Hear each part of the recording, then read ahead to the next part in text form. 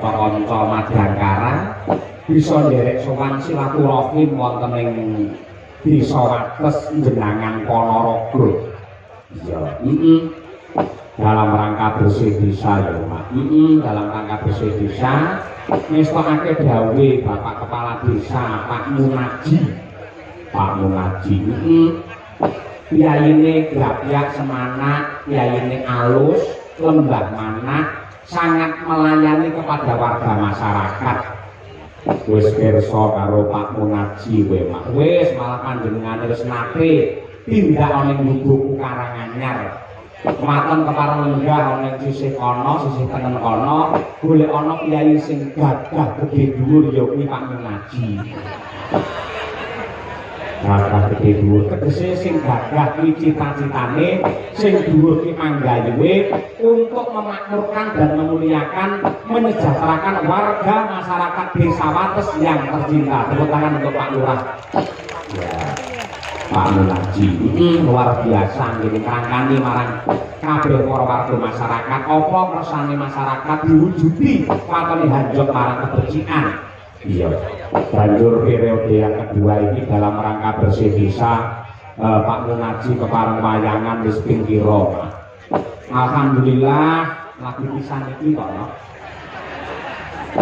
Ning muga-muga ini bukan untuk yang terakhir namun pijakan awal ya toh. Sapa ngerti banjur panjenengane besok tahun ngarep lak wis purna.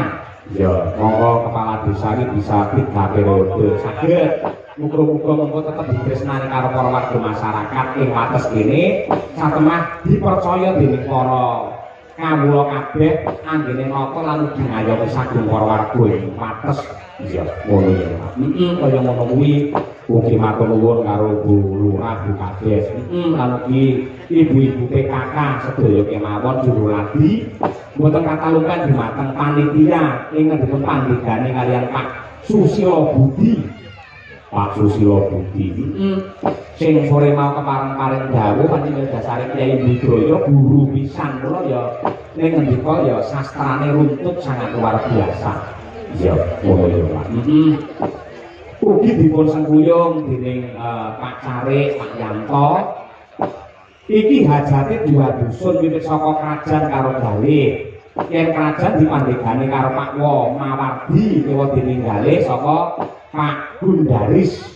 Ya, kaya sing diaturake ngarep mau iki swadaya per rumah ya kuwi 100.000 ditambahi donatur mrigine utawa donatur utama saka tambang bungkus Adiguna nenggih Bapak Gundaris kalian Pak Heru Agus ditambahi APBDes lan ugi sinengkuyung dening pangestunipun para sesepuh adisepuh para kiai alim ulama ingkang kepareng ngayomi dumateng saking para warga masyarakat ing Wates.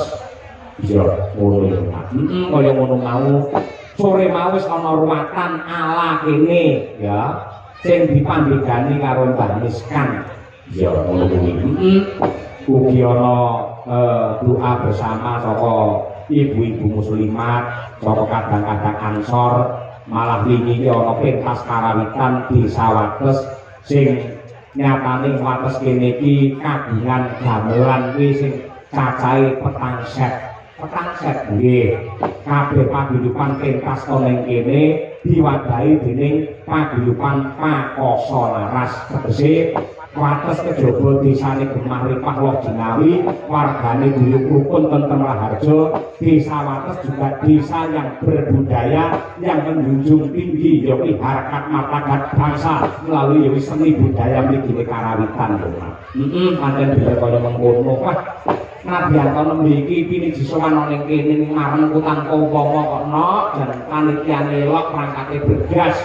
Aku sak kanca sowan langsung ya karo Pak Lurah langsung monggo Pak Dalang mriki mangke menawi dhahar ten mriki menawi badhe ngersakaken dandan ten mriki kamar mandi mangke ten wingking TK kathah sanget Pak Dalang. Akeh. Nek 5 apa pira kamar mandine? Nek kabeh blas nek lampune. Ayo lawange sing rubuh sitok. Dadi akar nguyung mesti bokong kuwi tak nggih lawang den lambu. Udah dari lawange Pak Lurah misane. Ayo pada sing dipenggalih akeh tenan kok, Bu.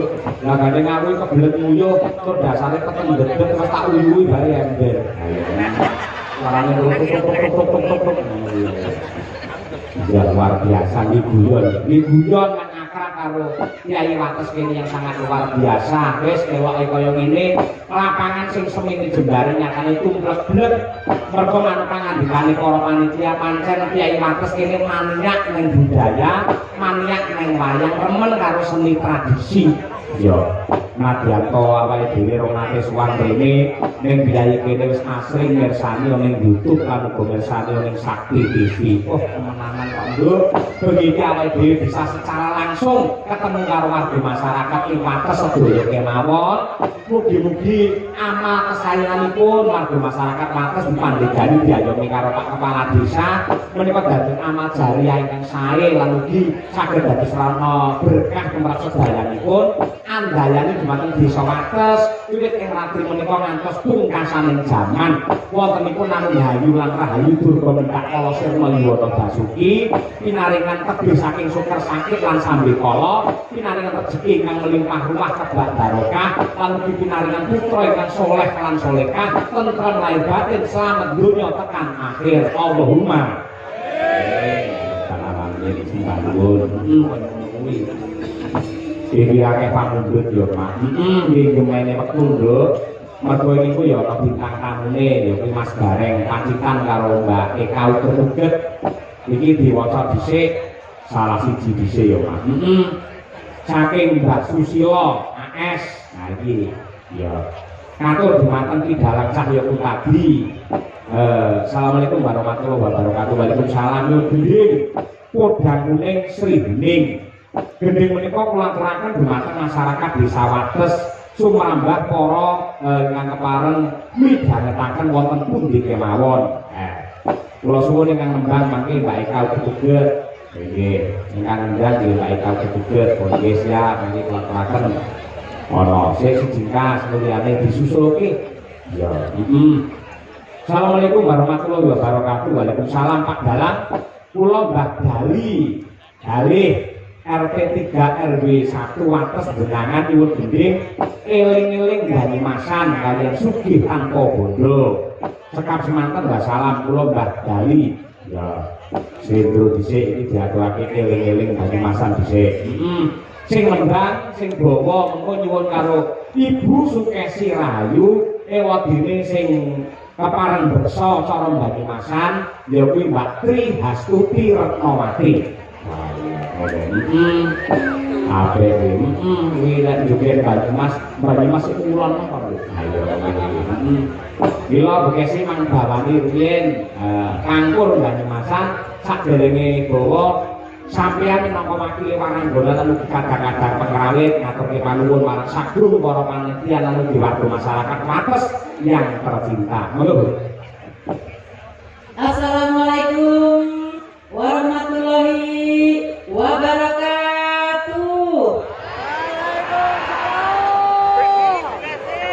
Masya Allah, Bapak Ibu, kula dalu niki jan remen sangat ati kula. Minangka dados seniman pesinden, kula ditimbali ing warga masyarakat Wates niki marem sangat. Awit napa dalu niki ingkang mirsani kathah Pak Dalang. Nggih. Panitiane ugi grapyak semangat tur boten cutak. Nah iya. Wah, menika bapak-bapak kali ibu lajen nang tamu pas kula teko bukuh ngoten lho. Bu Kesi monggo sugeng rawuh Bu Kesi, monggo dipun unjuk, monggo dipun dalan. Engko dhewe nang blas. Iki sae bukuhe panjenengane para lajen wau. Terus kula sanget bar niku sego rawon teko. Soto teko. Sakare Mas Budi teko nek langsung ditumpukne karo Mbak Putih. Nanti ngumpulke naskahku. Pramila kula ngaturaken panuwun ingkang tanpa upami kunjuk dumateng Pak Kepala Desa, para perangkat desa, sesepuh mini sepuh, para kiai alim ulama lan ugi sedaya warga masyarakat wonten ing Wates mriki. Dalu niki bojo kula Mas Yahyatun tadi sampun panjenengan percaya nglipur warga lajeng wonten wates mriki. Kula nderek ndedonga mugi-mugi warga dusun wates mriki sasampunipun ngawontenaken upacara bersih desa, desa mriki tansah ditebihaken saking bilahi. Diparingi keselamatan sedaya keluarganipun, dipun paringi murah rezekinipun, dipun paringi keselamatan donya prateng akhir. Matur suwun Pak Dalang sampun. Sampun. Gandeng sampun jenengan dongani yo saiki berkate dadi dong. Nah kaya mudin ae. Terima kasih. Tumlek-blek bekesi to apike Kyai mirsani wayang iki kebak tata krama. Sing mirsani kepareng pinarak lenggah kuwi kakung putri iki campur, ora didewek-dewekke, ora dikelompok-kelompokne nek campur-aduk. Ning nyatane mboten geger, mboten wonten ngerep jejegan. Itulah etika orang Jawa dalam mirsani wayang kulit. Mula Kyai bersih desa kok syukuran apa wae, tontonan sing paling khidmat, tontonan sing paling tentrem, adem ayem adalah wayang kulit apa nek ning wates. Nadyan sak lapangan sing kepareng rawuh jenjeng permanen mboten wonten ingkang geger. Tepuk tangan untuk warga masyarakat wates yang tercinta. Mewah. Ijolono tembang. Ayo iki. Ora ndang masan. Nggih.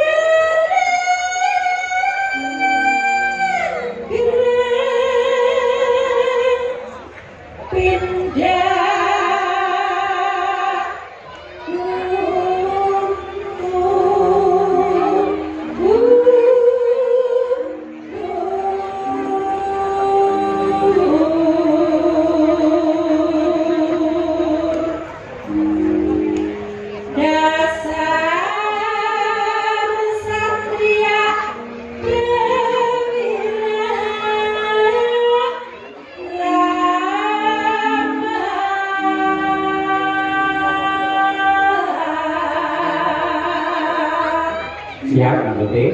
Eling, eling, kula eling, gunungane setan.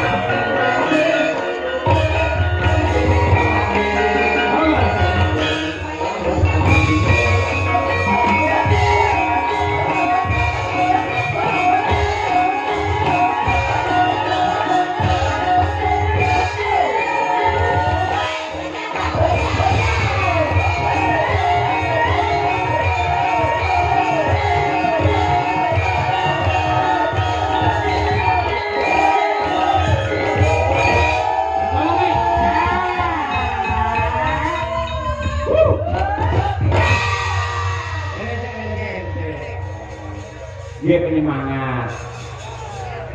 Nah, 200.000. Nih ya kuwi sesuk-esuk amplopmu ya sudah 200. Ya, terima kasih banyak teman. Asline iki kiai ngawi ini nyatane all round lho. Ya, juga orang ngendi wae.